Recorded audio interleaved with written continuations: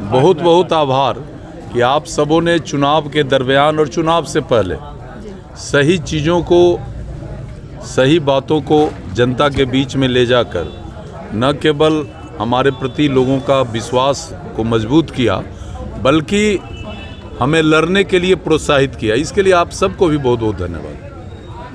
आगे क्या लग रहा है, जब जिस वक्त लग रहा था 19-20 का जो खेल चल रहा था, उस वक्त क्या फील कर रहा था? कहाँ 19-20 चल रहा था? यहाँ ये कैसे चल रहा था? 19-20 कहाँ चला? कब कोई 19-20 नहीं चला। आप लोग 19-20 कर रहे थे, है ना? आप लोग बैठते थे विद्वान पत्रकार लोग, तो किसको हराना है, किसको जिताना है, घर से बैठ के चलते थे, स्टूडियो में बैठ के वही गीत गाते थे। लेकिन हमको मालूम था ना जो क्या हो रहा है, हमको मालूम थी, सबको फेल कर गए। अरे मुझे मालूम था, मुझे तो था कि हम 50,000 से अधिक वोट से जीतेंगे।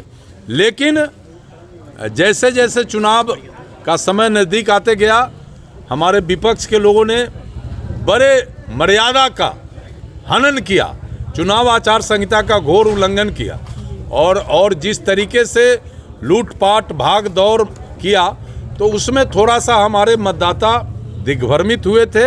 लेकिन 26,000 वोट से हम चुनाव जीते हैं। 26,000 मत अधिक पाना ये हमारे लिए बड़े सौभाग्य की बात। और देखिए, हम जिस पार्टी से लड़ रहे थे उसमें 2 महामानव, एक बाबू नीतीश कुमार जो बिहार के आदरणीय मुख्यमंत्री हैं, और एक भारत के प्रधानमंत्री आदरणीय नरेंद्र मोदी। ये दोनों महामानव ने गरीबों के प्रति जो उदारता दिखाकर और गरीबों का कल्याण किया, गरीबों को सम्मान दिया, तो हमको तो उस नेतृत्व पर भरोसा था।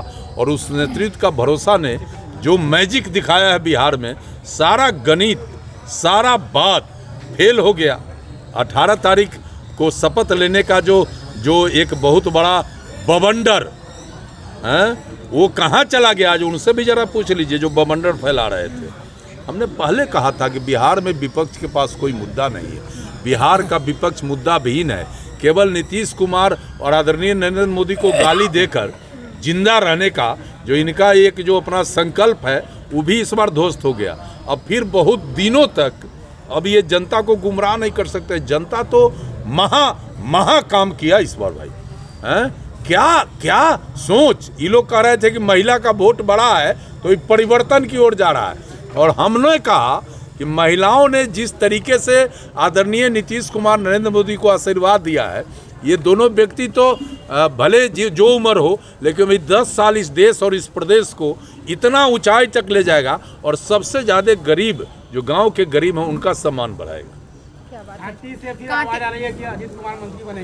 ये हमारा हाथ में है, हो ये सब हमारा हाथ में है। हमारे हाथ में था कि कांटी के महान मतदाता मालिक का आशीर्वाद लें, ये मेरे हाथ में था। वो आशीर्वाद हमने सबों को कन्विंस करके आशीर्वाद लिया है, और बाकी चीज़ तो हमारा नेता के हाथ में है। हमरा तो पद पे रहे न रहे, लेकिन हम तो बेईमानों का सांस फुलाते रहते हैं, ये तो आपको मालूम है। तो इसलिए इस सब टेंशन में आप लोग मत रहिएगा। लंबे समय के बाद कांटी की माटी को फिर से आशीर्वाद मिला है। अब ये तो हम एक बार फिर आपके माध्यम से कांटी के एक मतदाता मालिक को चरण छू के प्रणाम करते हैं कि उन्होंने इस बार जो ऐतिहासिक निर्णय लिया, कांटी का सम्मान, तो ये 10 बरस से उसका तो विकास का पहिया पूरा धंसा दिया था बेईमानों ने। कांटी क्षेत्र के एक सिस्टम को बेईमान बना दिया था। अब न ठीक हो जाएगा। हम कल ही कह दिया कि अब कांटी में गरीबों का राज, कांटी में कमजोर वर्ग का राज कल से स्थापित कर दिया। अति पिछड़ा समाज के बड़े नेता है ना, नरेंद्र भाई हैं, हमारे प्रोफेसर साहब हैं, सारा लोग हैं ना। तो हमने अब इन लोगों को भी कह देते हैं कि आपको इतिहास बनेगा बिहार में कांटी क्षेत्र, जहाँ गरीबों की केवल बात होगी। हमने कहा है गरीबों की बात होगी।